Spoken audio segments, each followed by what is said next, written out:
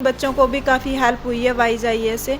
और one thing more कि वहाँ के जो डॉक्टर साहब हैं वो इजीली अप्रोचेबल हैं। अगर आप उनसे कोई भी डाउट्स वगैरह पूछना चाह रहे हो तो वो बिल्कुल अच्छे से रिप्लाई करते हैं। तो मेरे को लगता है कि जब जैसे जो वाइज आईएएस है वो एक एक्सीलेंट प्लेटफॉर्म है उन बच्चों के लिए जो वेटनरी ऑप्शनल से तैयारी कर रहे हैं, क्योंकि उनको उससे अच्छी गाइडेंस शायद और नहीं मिलेगी कहीं। डॉक्टर मधुर शर्मा हैं, डॉक्टर अंकेश बिस्ला हैं, इन दोनों ने ज़्यादातर क्लासेस वीडियोस बनाई हैं। समाज का तो भी हुए है भी कमाए हैं भी बेटी ने क्यों पढ़ाओ हो, शादी क्यों नहीं करते। बेटा बेटी में जी हमने कदे कोई फर्क करे नहीं कि बेटी है बेटा है। मैंने उसको सपोर्ट किया, बेटे पढ़ो, पूरी तैयारी करो, किसी प्रकार की समाज की हमने कोई इस प्रकार की परवाह नहीं है। नमस्कार, आप देख रहे हैं ITV 24 और मैं हूं आपके साथ कनिका।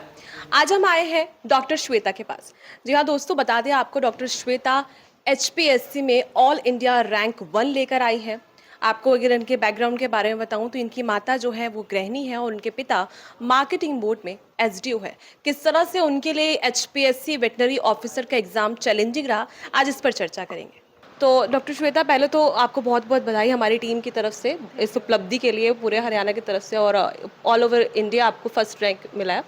क्या बताना चाहेंगी, किस तरह का चैलेंज रहा आपके लिए? एक्चुअली मैम एक तो जो पैटर्न ऑफ एग्ज़ाम था वो काफ़ी सब्जेक्टिव था।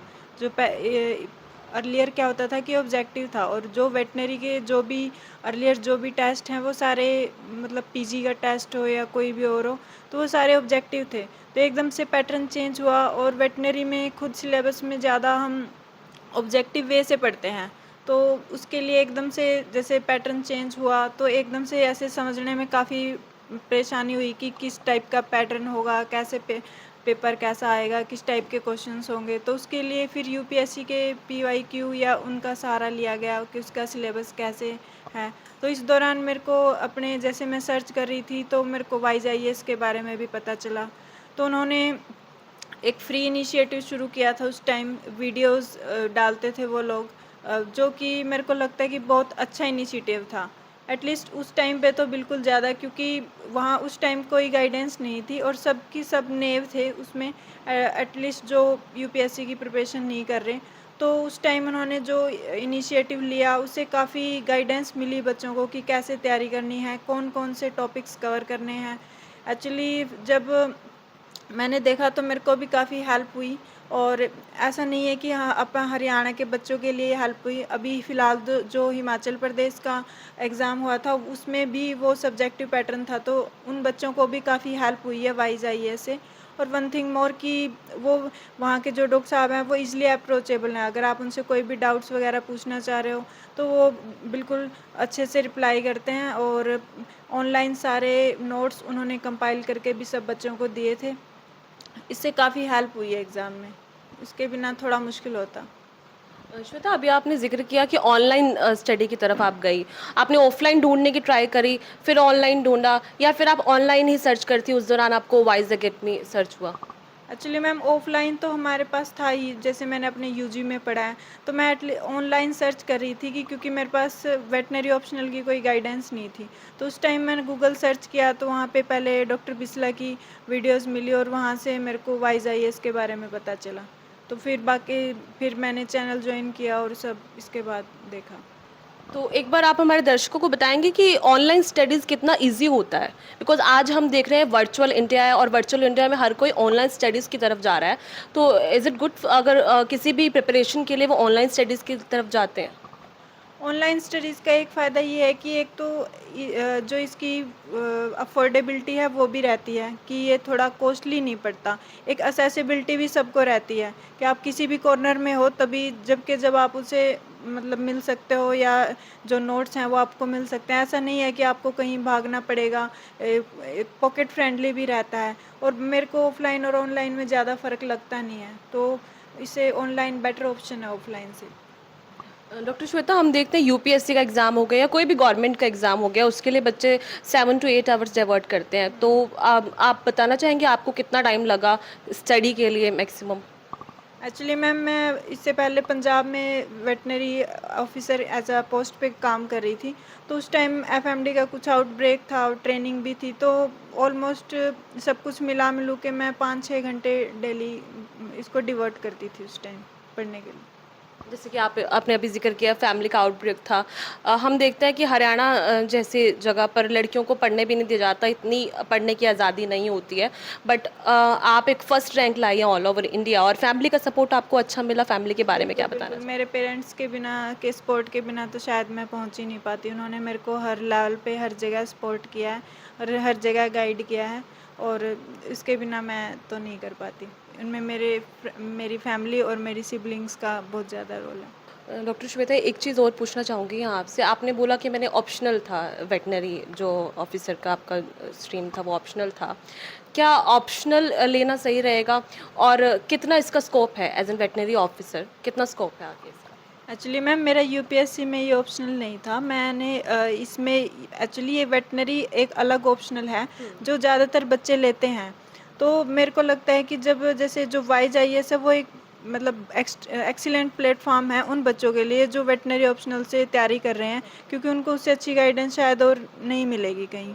तो उसमें एक्चुअली इन्हों ने जो सब्जेक्टिव पैटर्न जो पीवाईक्यू बेसिस पे जो क्लासेस हैं, जो सब डाउट्स क्लियरिंग हैं, सब कुछ अवेलेबल करा रहे हैं। तो एक गाइडेंस वेटनरी ऑप्शनल में ज़्यादातर गाइडेंस नहीं मिलती पूरे इंडिया में। जो बहुत ही कम बच्चे सेलेक्ट होते हैं और बहुत कम ही तैयारी करते हैं। और जब ऐसे जब पैटर्न चेंज हुआ है, जैसे हिमाचल में भी अभी पैटर्न चेंज हुआ है, हरियाणा में भी, तो इसका scope as a subjective veterinary optional का ज़्यादा बढ़ गया है, क्योंकि अब हर बंदे को इसकी तैयारी करनी पड़ेगी, चाहे वो यूपीएससी की तैयारी करे या नहीं करे। तो उसके लिए वाइज आईएएस मेरे को लगता है कि काफ़ी हेल्प कर सकता है बच्चों की, और कर भी रहा है और अभी तक भी बहुत करी है। तो उसके लिए थैंक यू। अभी आपने बताया कि एचपीएससी का जो पैटर्न था पहले ऑब्जेक्टिव होता था और कुछ ही बहुत ही सडन टाइम में उन्होंने सब्जेक्टिव कर दिया, तो वो भी चैलेंजिंग रहा होगा कि इतने कम टाइम में आप पहले ऑब्जेक्टिव की तैयारी कर रही थी और एकदम से आपको सब्जेक्टिव का मटेरियल की तैयारी करनी पड़ेगी। तो उसमें वाइज एकेडमी ने किस तरह आपको हेल्प किया और कौन से कोच ने आपको ज़्यादा अप्रिशिएट किया? एक्चुअली मैम डॉक्टर मधुर शर्मा हैं, डॉक्टर अंकेश बिचला हैं, इन दोनों ने ज़्यादातर क्लासेस वीडियोस बनाई हैं और इनकी काफ़ी हेल्प भी हुई है। बाकी अप्रोचेबल भी हैं, अगर हमें उनसे मतलब सब्जेक्ट रिलेटेड कोई भी डाउट पूछना है तो हम वो वैसे भी पूछ सकते हैं। और जैसे मोस्टली जो बुक्स वगैरह हैं वो पहले ऑब्जेक्टिव थी, लेकिन अभी डॉक्टर बिस्ला हैं जो उन्होंने कोलैबोरेशन में वेट्स विजडम की कुछ बुक भी रिलीज़ की हैं, ताकि उन बच्चों को हेल्प हो जो सब्जेक्टिव की तैयारी कर रहे हैं। वो भी बहुत नॉमिनल कॉस्ट पे रिलीज़ की गई हैं। हर माता पिता चाहते हैं कि उनके बच्चे जो है सफल हो और आज उनकी बेटी एक सफल मुकाम पर पहुंची है डॉक्टर श्वेता। आज उनके माता पिता से ये जान लेते हैं कितना कुछ उनके लिए चैलेंजिंग रहा, एज अ गर्ल चाइल्ड उन्होंने उनको ग्रो किया और उनको कितनी खुशी आज मिल रही है। तो पहले तो बहुत बहुत कॉन्ग्रेचुलेशंस आपको दोनों को ही कि आपकी गुड़िया जो है फर्स्ट रैंक लाई है ऑल ओवर इंडिया। बताना चाहेंगे कि किस तरह का चैलेंज रहा as a girl child. Haryana में हम देखते हैं कि लड़कियों को पढ़ने का मौका नहीं दिया, बढ़ने का मौका नहीं दिया जाता। आपने उनको इतना सपोर्ट किया, फैमिली को बहुत अप्रिशिएट करती हैं डॉक्टर श्वेता भी पर्सनली, तो कुछ बताएंगे? बेटा बेटी में जी हमने कदे कोई फर्क करे नहीं कि बेटी है बेटा है, बेटियां की तरह बेटे पाले हैं। हमने किसी चीज़ में कोई वाह नहीं थी भाई ये तैयारी नहीं कर सकती, हमें सपोर्ट करते गए या मेहनत करते गई। इनमें इनकी कोई कसर नहीं छोड़ी मेहनत करने में। बहुत पढ़े हैं, पढ़ के इनकी फिर परिणाम भी अच्छे आए हैं इनके। 3 बेटी हैं, तीनों नार हैं, एक से बढ़कर एक हैं सारी के सारे। तो कभी मैंने ऐसा बड़ा गर्व है मेरी बेटियां पर। और कभी आपको कभी समाज से सुनने को मिला हो नहीं जी बेटियों को नहीं पढ़ाना चाहिए, शादी करनी है, अगले घर जाना, तो आप क्यों पढ़ा रही हो? ऐसे चैलेंजेस आप माता पिता के आगे बहुत सामने आते हैं, तो आपके भी आए? बहुत मिले जी, फिर कभी किसी की सुनिए कौन है। बस आगे बढ़ते गए और बच्चे अपना काम करते गए।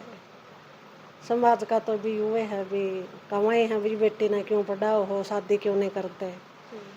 सब भगवान का ऊपर छोड़ दिया, इसे ना करया जो करया है। तो चलिए इनके पिताजी से और कुछ जानकारी ले लेते हैं कि कहते हैं कि एक बेटी के लिए उसका पिता जो है सबसे सपोर्टिव पर्सन होता है लाइफ में, जो वो शायद अपनी माता से भी बात नहीं कर पाती, उनके पिता से वो हर ऐसी बात, संभव बात या हर अपना सपना जाहिर करती है एक बेटी अपने पिता से। एज अ फादर आज अपनी बेटी को वो कहाँ देखते हैं, आज आइए उनसे जानते हैं। मैं जब ये बेटी का सिलेक्शन एचपीएससी में पंजाब में हुआ था, तभी मैंने बहुत प्राउड था अपनी बेटी पे, और वहाँ उसने अच्छा रैंक प्राप्त किया था। दूसरी स्टेट में भी जाकर वहाँ ज्वाइन किया 1 साल तक वहाँ मेहनत की। इसके बाद यहाँ हरियाणा में वैकेंसी निकली। जैसे हरियाणा में वैकेंसी लगी, इन्होंने जो भी टाइम मिला अपनी जॉब के को छोड़कर पूरी वहाँ मेहनत की उन्होंने, और मैंने उसको सपोर्ट किया, बेटे पढ़ो, पूरी तैयारी करो। और जो इन्होंने रिज़ल्ट पाए वो मेरे लिए बहुत ही मतलब अचीवमेंट वाले थे और बहुत अच्छे लगे मेरे को। हमारे को इतनी उम्मीद भी नहीं थी कि हमारा ऑल इंडिया में या ऑल हरियाणा में 1 रैंक आ जाएगा, लेकिन बेटी की मेहनत और इसकी लगन का ये था परिणाम कि ये 1 रैंक पाया, और इससे मैंने बहुत बड़ी खुशी है और मैं बहुत धन्य आदमी हूँ कि मेरी ऐसी बेटी मेरे को भगवान ने दी है। सर मैं एज अ पेरेंट्स आपसे एक सवाल और करना चाहूँगी। कई पेरेंट्स होते हैं जो अपनी बेटियों को आगे नहीं पढ़ाना चाहते, उनके लिए एक संदेश देंगे सर? मैं तो ये कहता हूँ कि सभी को अपनी बेटियों को पूरा सपोर्ट करना चाहिए। मैंने अपनी बेटी को फुल सपोर्ट किया और आज भी कहता हूँ कि आप यहीं मत रुको, आपने आगे बढ़ो। आप यूपीएससी की तैयारी भी करो, एचसीएस की भी करो, और जैसे एमवीएससी या जो भी है पीएचडी करनी है वो भी करो, और डिप्टी डायरेक्टर तक पहुँचो। और मैं आज भी इनके पूरी सपोर्ट में खड़ा हूँ। किसी प्रकार की समाज की हमने कोई इस प्रकार की परवाह नहीं है। आप पढ़ो, मैं तुम्हारे साथ हूँ। आप यहाँ आए, आपने अपना टाइम हमारे को दिया, इसके लिए मैं आपका धन्यवाद करता हूँ। जो उन्होंने आप उन लोगों को मोटिवेट करेंगे जिन्होंने इनके बारे में, वेटनरी सर्जन के बारे में या और भी कम्पिटिटिव जो भी एग्ज़ाम है उनके बारे में पता नहीं है, तो आप उनको ऐसे ही मोटिवेट करते रहेंगे। मैं इसके लिए आपके चैनल का बहुत बहुत धन्यवाद करता हूँ तहे दिल से। माता पिता के चेहरे पर भी एक खुशी है कि उनकी बेटी आज ऑल इंडिया रैंक 1 हासिल करके आई है। हम भी यही कहना चाहेंगे, अपनी बेटियों को पढ़ने का मौका दे। आपकी बेटी बेटों से कम नहीं है और बेटियां कुछ कर गुजरने का दम रखती है। इसी तरह के अपडेट्स के लिए और इसी तरह के खबरों के लिए हमारे साथ बने रहिए और देखते रहिए ITV 24। तब तक के लिए नमस्कार।